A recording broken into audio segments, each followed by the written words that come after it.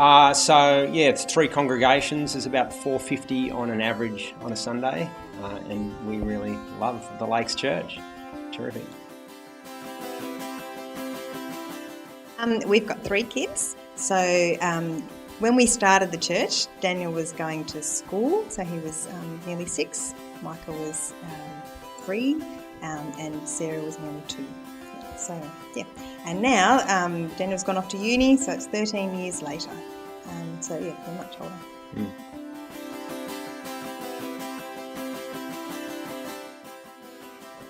So lots of people dump stress on us in a whole lot of different ways. I don't think people necessarily intend to, but that's the character of ministry. So people have things going on in their lives, and they naturally look to pastors to be able to de-stress their own lives. So sometimes that's family conflict or even conflict within church life. Sometimes it's even directed at you personally. Sometimes it's just their busyness, and so they just dump their responsibilities in church life on you. So that's going on in church life with the members, and then you also get your kids dumping their stresses on you. And again, that's just what kids do. And what it means is that as a husband and wife, we have always absorbed a lot of stress. So a lot of stress comes back onto us. And to deal with that, you just need to communicate really well with each other. Otherwise, it could be quite overwhelming. The key strategy has been going for walks. So that's been one of the saviours of our marriage, is just go for regular walks, do a lot of debriefing as we go for a walk. So sometimes I'll just come home and say to Ruth, we need to go for a walk. When the kids were younger, we'd just pop one of them in the backpack or, get them on their push bikes and we'd go for a walk and talk. When they got older, we needed to leave them at home because we didn't want them really hearing the ins and outs of, whatever stressful situation it was. We try and just walk regularly together anyway, so we walk and pray, try and do that each day anyway. That's the other thing about the walk. On the way out, we do the debrief, and on the way back we bring these things to God in prayer. And I think that's the other thing that's been great, is we've been able to encourage one another in our prayer life, so that we're not becoming, got to learn not to become embittered or resentful about these stresses that come along. I've noticed in some situations, some husbands in ministry can debrief by dumping stuff on their wife, but some wives are not good at handling that. So the husband moves on, he's debriefed, dumped it on his wife, but the wife is left resentful and embittered, and she can't deal with people in church life in the same way. So you've really got to be wise to who you are as a couple to know how best to communicate with each other and to debrief with each other.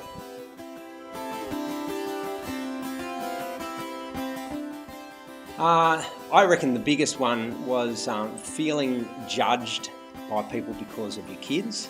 So we knew our kids were a handful.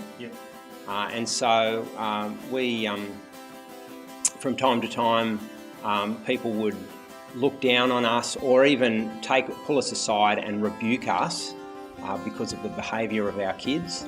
And that was really difficult to hear.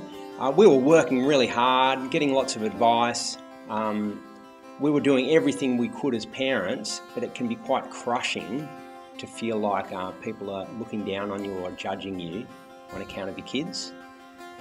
But in God's grace, our kids have grown up to be gospel-hearted, beautiful young men and women who follow the Lord Jesus, and that's just a terrific blessing. Yeah.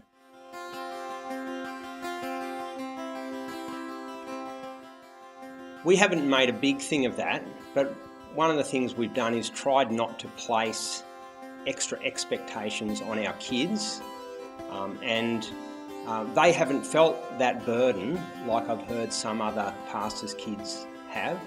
And maybe it's because we were well aware of not placing extra expectations on them, who knows exactly why that is, but we're really glad that they haven't been crushed or damaged by the whole experience. I think be flexible. So with every child is different. So just go at their pace of what they can cope with. So as I say, if they're feeling, too many people, they've got to get out of here, let them have an out. Find a way that they can do that. So at one time, one of our children liked to climb a tree. That was his tree. When he'd had enough of being with people, he was allowed to climb that tree. Everyone in the whole congregation knew. No one else was allowed to climb that tree, but it was safe for him because he was a good climber and it was okay. And that we knew where he was, he would be in the tree whenever he needed time. So it was just, there was a place, something, it wasn't necessarily constructive, but something that he could do to be able to get away and be safe when he'd had enough. So I think it's really important not to overburden them. But also expect them to be involved a bit. So we both grew up in Christian families that were involved in church, and my family particularly were. And so it was a normal thing, and it can be a normal thing for everybody in church. And so that was the kind of thing I wanted to talk to the kids about. Pray for Daddy, he's going to talk to people about Jesus tonight. But I would say it as if every other daddy would be doing that too. Why wouldn't they? And that's kind of what they expected, so that they weren't thinking my dad's particularly different, because other people went and were ministering at church too. And when we turn up early and we'd welcome people, well, why wouldn't we? Everyone can be doing that too. So it's not that we were doing it because we were in ministry, but because we were part of the ministry that was happening within the church. So in that way, I didn't want them to feel different, but involved as much as they wanted to be, or could be. Yeah, they really get ministry in church. So I reckon they could run a church right now if we let them free to do it. But they really understand the workings of the church, the needs of people who are new. They're real evangelistic hearted. So it's like, and they've seen that in us over the years and just picked it up and I think run with it.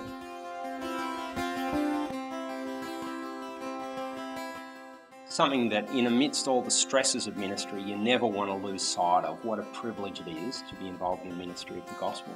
So like 20 or 25 years ago, Ruth and I turned up to uni, met each other, but also came under really great preaching of the gospel. And it fired in our heart a desire to be used by God in proclaiming the gospel of the Lord Jesus. And we are just so thrilled that we are now in a situation where we're both freed up to do that full time. I'm on one of those sort of, our church has a stipend type thinking about a wage, so that they pay me 90% of an Anglican minister's package, but that's enough for me to be freed up full time, but also Ruth hasn't had to work. It's tight financially for us. But we've just seen it as a real privilege for us both to be freed up full time to be doing exactly what we want to be doing. So we never have a day where we doubt that what we're doing is eternally significant. And so it's a great gospel ministry, has a lot of stresses, it's a great big responsibility, but it's an awesome privilege and you never want to lose sight of it. We're in this together. And that is when we got married, we made a commitment to love and to cherish and all that sort of stuff till death do us part. But we were saying we're going to be a team, and we're in this together. And when we entered into ministry, we had that same sense of, this is not my ministry, this is not Dave's ministry, this is our ministry. We made the decision together and we really own it. The whole reason we commit to Geneva is we just think church plants need every chance of success. We want them to succeed because we have a heart for the gospel to go out. And Geneva, man, I just think is utterly fantastic. And so it provides a lot of those sort of resources that we had to learn for ourselves and sort of drown a little bit in some things. But we think it's terrific.